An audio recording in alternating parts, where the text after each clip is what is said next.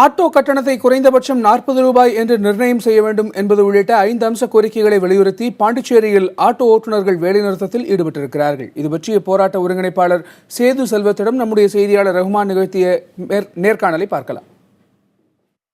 புதுச்சேரியில் பல்வேறு கோரிக்கைகளை வலியுறுத்தி ஆட்டோ தொழிலாளர்கள் இன்று வேலைநிறுத்த போராட்டத்தில் ஈடுபட்டு வருகின்றார்கள். இதன் காரணமாக பெற்றோர்கள், மாணவர்கள் பெருமளவு பாதிக்கப்பட்டிருக்கின்றார்கள். புதுச்சேரிக்கு வந்த சுற்றுலாவினரும் பெருமளவு பாதிக்கப்பட்டிருக்கின்றார்கள். இந்த போராட்டம் குறித்து இதனுடைய ஒருங்கிணைப்பாளர் சேது செல்வம் இருக்கிறார். நான் அவரிடம் கேட்போம். அதாவது என்ன கோரிக்கைகள் முன்வைத்து இந்த போராட்டத்தை நீங்கள் நடத்திட்டு இருக்கிறீங்க சார்? இன்றைய தினம் புதுச்சேரியில் அனைத்து ஆட்டோ சங்கங்களின் சார்பில் ஒரு 5 அம்ச கோரிக்கை முன் வச்சு இந்த போராட்டத்தை நடத்திருக்கிறோம். குறிப்பாக ஆட்டோ தொழிலாளர்களுக்கென தனியாக நலவாரியம் அமைக்கணும். அதே போல் புதுச்சேரியில் இதுவரையும் ஆட்டோக்குள்ளே மீட்டர் போட்டு ஓட்டுறது கிடையாது. இங்கே இருக்கிற அனைத்து தொழிலாளர்களும் நாங்கள் ஆட்டோவில் மீட்டர் போட்டு ஓட்டுவதற்கு தயாராக இருக்கிறோம்.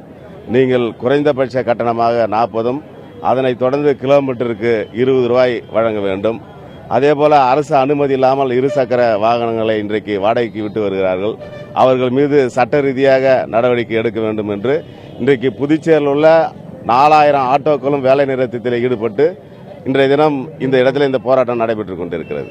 அதாவது நேற்று நீங்கள் முதலமைச்சரோட பேச்சுவார்த்தை நடத்துறீங்க, அதன் பிறகு திரும்பி இந்த போராட்டத்தை நீங்கள் தொடர்றீங்க. முதலமைச்சரோடு நடந்த பேச்சுவார்த்தையில் முதலமைச்சர் நாங்கள் வைத்த 5 அம்ச கோரிக்கையும் ஒன்றை கூட நேற்றைய தினம் பரிசீலிப்பதாக எங்களிடத்திலே சொல்லவில்லை.